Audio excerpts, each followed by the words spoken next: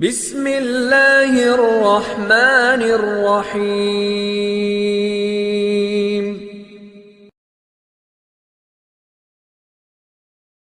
یقول اللہ تعالی انا مع عبدی ما ذکرنی، میں اپنے بندے کے ساتھ ہوتا ہوں جب بھی وہ مجھے یاد کرتا ہے یا جب تک مجھے یاد کرتا ہے۔ تو یہاں پر اللہ کا اس کے ساتھ ہونا ذکر کیا گیا ہے، اس کو سمجھنا ضروری ہے۔ کہیں آدمی اس سے عقیدہ نہ لے کہ اللہ ہر جگہ ہے، کیونکہ بہت سارے مسلمان علم کی خرابی کی وجہ سے، ویسے بھی مسلمان قرآن و سنت سے دور ہیں، اور بہت سے مسلمانوں کو قرآن پڑھے ہوئے لوگ، حدیث پڑھے ہوئے لوگ مدرسے میں، وہ لوگ بھی کہتے ہیں کہ بھائی زیادہ قرآن و حدیث خود سے مت پڑھو، گمراہ ہو جاؤ گے۔ بلا شبہ ایک انسان علماء کی رہبری سے آزاد ہو جائے تو گمراہ ہونے کے امکانات بڑھ جاتے ہیں، لیکن اس کا یہ مطلب نہیں ہے کہ قرآن و سنت انہی کو سونپ دے اور بالکل خود اس سے عاری ہو جائیں، سرے سے اس کا علم حاصل نہ کریں۔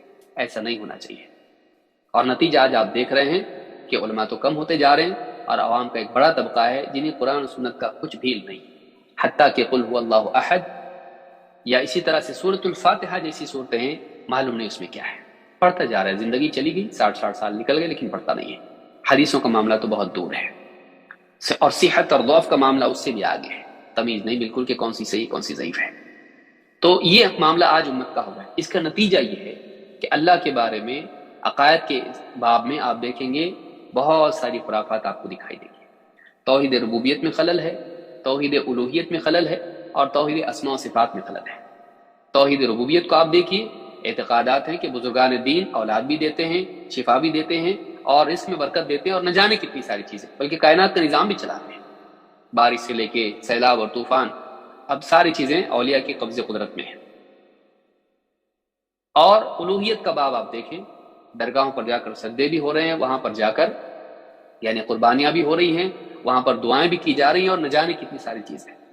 اسماء و صفات کا باب دیکھیں، اللہ رب العالمین کے بارے میں ایسی باتیں بیان کی جاتی ہیں جو اللہ کی صفات نہیں ہے، ایسے نام اللہ سے جوڑے جاتے ہیں جو اللہ کے نہیں ہیں، اور اسی طرح سے اللہ رب العالمین کے بارے میں اپنی عقل سے باتیں بیان کی جاتی ہیں اس کی ذات کے سلسلے میں یا اس کی صفات کے سلسلے میں۔ انہی میں سے ایک برائی یہ بھی ہے کہ بہت سارے مسلمان اپنی جہالت میں عقیدہ رکھتے ہیں کہ اللہ تعالیٰ ہر جگہ ہے، اللہ ہر جگہ ہے۔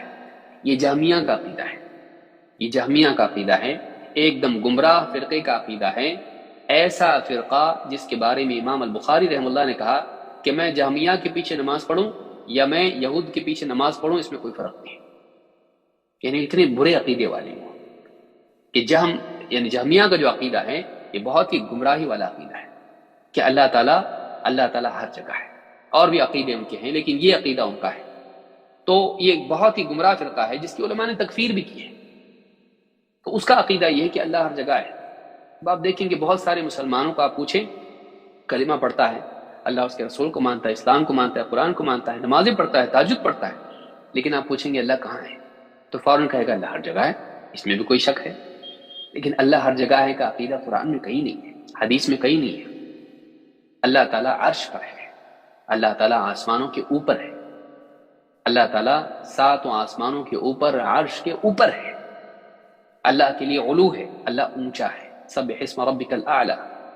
اپنی ذات کے اعتبار سے بھی اللہ تعالیٰ سب سے اوپر ہے، اور اللہ تعالیٰ اپنی صفات کے اعتبار سے بھی سب سے اعلیٰ ہے، اللہ کی برابری کا کوئی نہیں ہے۔ اور اللہ ہر جگہ نہیں ہے، اللہ ہر جگہ نہیں ہے، ہاں یہ ہے کہ اللہ ہمارے ساتھ ہے، لیکن وہ معیت کیسی ہے اس کو جاننا ضروری ہے۔ لہٰذا یہاں پر آپ دیکھیں گے کہ یہاں ذکر آ رہا ہے، یہاں مقید ہے، میں اپنے بندے کے ساتھ ہوتا ہوں ہر وقت جب مجھے یاد کرتا ہے۔ تو معلوم ہے کہ ایک عمل کے ساتھ اللہ نے قید کر دیا اس کو کہ جب وہ یاد کرتا ہے اللہ اس کے ساتھ ہوتا ہے۔ تو جب قید بیان کر دی گئی تو اس کو مطلق کرنا صحیح نہیں ہوگا۔ تو اللہ کی معیت کے بارے میں 3 باتیں علماء نے کہی، اور اس کے علاوہ ضمنی باتیں اور ہیں، وہ کسی اور درس میں اس کو دیکھا جا سکتا ہے کہ یعنی اللہ تعالیٰ عرش پر ہے، اس کے ضمن میں جتنے مباحث ہیں اس میں معیت، قرب اور اس طرح کی جتنی چیزیں ہیں سب آ سکتی ہیں، لیکن چونکہ حدیث یہاں پر آئی ہے اس کو چھوڑ کے چلنا مناسب نہیں ہے۔ شیخ ابن عثیمین رحمہ اللہ فرماتے ہیں وَمِن فَوَائِدِ الْحَدِيثِ فَضِيلَةُ ذِكْرِ اللَّهِ عَزَّ وَجَلَّ، اس حدیث کے فوائد میں سے ایک فضیلت اور ایک فائدہ یہ بھی ہے کہ اللہ تعالیٰ کا ذکر اس کی بہت فضیلت ہے۔ وجہ ذلك ان اللہ تعالی یکون مع الذاکر طال ذکرہ ام قصر، لقولہ ما ذکرنی، کہتے ہیں کہ کیسے دلیل ملی اس کی؟ کہتے ہیں کہ اللہ تعالیٰ نے خود کہا یہاں پر کہ ان اللہ تعالیٰ یکون مع ذاکر، اللہ ذاکر کے، یعنی ذاکر شیعہ میں ذاکر کو کہا جاتا ہے، ذاکر ذکر کرنے والا، ذکر کرنے والا، کہ اللہ کو یاد کرنے والا، وہ نہیں جو محرم میں ماتم کرے اور صحابہ پر لعنتیں کرے، ان کے ہاں اس کو ذاکر کہتے ہیں، وہ ذاکر کہلانے کا حقدار بھی نہیں ہے، وہ تو بالکل یعنی گالیاں دینے والا اور لعنتیں کرنے والا ہے۔ یہاں پر ذاکر سے مراد کون؟ اللہ کو یاد کرنے والا، اللہ کا ذکر کرنے والا، تو اللہ اس کے ساتھ ہوتا ہے۔ طال ذکرہ ام قصر، چاہے وہ لمبے وقت تک ذکر کرتا رہے یا تھوڑی دیر کے لیے کرے، جیسے کوئی آدمی بس یعنی کھانا کھایا یا پانی پیا اور کہا الحمدللہ، پانی پیا اور کہا الحمدللہ، بس اتنا بھی ذکر کیوں نہ ہو، اس وقت اللہ اس کے ساتھ ہوتا ہے۔ یا پھر ایک آدمی بیٹھا ہے فجر کے بعد سے بیٹھ کے سورج نکلنے تک ذکر کر رہا ہے، تو اتنی دیر تک وہ ذکر کر رہا ہے، اللہ اس کے ساتھ ہوتا ہے۔ کتنی بڑی فضیلت ہے کہ اللہ کی معیت، عین کے ساتھ، اللہ کی معیت اس کو حاصل ہوتی ہے، اللہ کا ساتھ اس کو نصیب ہوتا ہے، اللہ کا ساتھ اس کو نصیب ہوتا ہے۔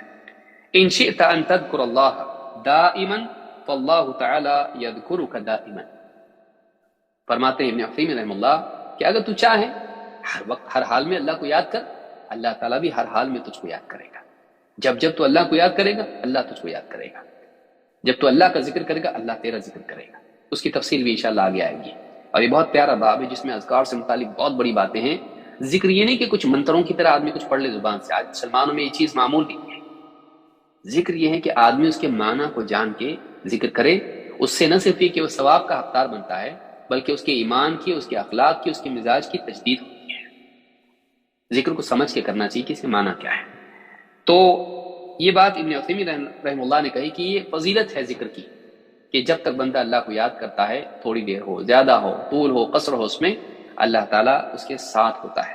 لہذا جو بندہ ہر حال میں اللہ کو یاد کرتا ہے تو اللہ تعالیٰ ہر وقت اس کے ساتھ ہوگا، جب ذکر کرے اللہ اس کے ساتھ ہے۔ جیسے سبحان اللہ، الحمدللہ، لا الہ الا اللہ، اللہ اکبر، اس طرح کے جو بھی اذکار ہیں، سبحان اللہ بحمدہ، سبحان اللہ العظیم، یا اس طرح کے جو اذکار ہیں، وہ اذکار یہ نہیں کہ دل سے بنا کے کچھ بھی ذکر کرنا شروع کر دیں، حق ہو حق ہو حق ہو کرے، یہ کیا ہے؟ یہ اذکار ثابت نہیں ہے۔ اللہ کی معیت کے لیے رسول کی سنت ضروری ہے، اس کو بھی یاد رکھیے، ورنہ آدمی بیٹھ جائے گا، صوفی صاحب بتائیے کون سا ذکر ہے، اتنی بار پڑھو اور اس میں برکت ہوگی، اتنی بار یہ پڑھو، 2 لاکھ پڑھو، 3 لاکھ پڑھو۔ اللہ کے نبی صلی اللہ علیہ وسلم کی سنت کے بغیر اللہ کا قرب نصیب نہیں ہو سکتا ہے۔ لہٰذا ایک انسان چاہتا ہے کہ اللہ کی معیت اسے نصیب ہو، اس کی رضا اسے نصیب ہو، اور دنیا اور آخرت میں اللہ کی نصرت اور نجات اس کو نصیب ہو، اس کے لیے ضروری ہے کہ وہ نبی صلی اللہ علیہ وسلم کی سنت سے آزاد ہو کر ذکر نہ کرے۔ سب سے اچھا ذکر کرنے والے کون؟ تو نبی صلی اللہ علیہ وسلم سے پڑھ کے ذکر کرے گا۔ آپ صلی اللہ علیہ وسلم سے بہتر اللہ کو یاد کرنے والا تو ہو سکتا ہے نہیں، تو آپ صلی اللہ علیہ وسلم کی سنت کی پیروی کریں۔ سب سے اچھے اللہ کو یاد کرنے والے محمد رسول اللہ صلی اللہ علیہ وسلم تھے۔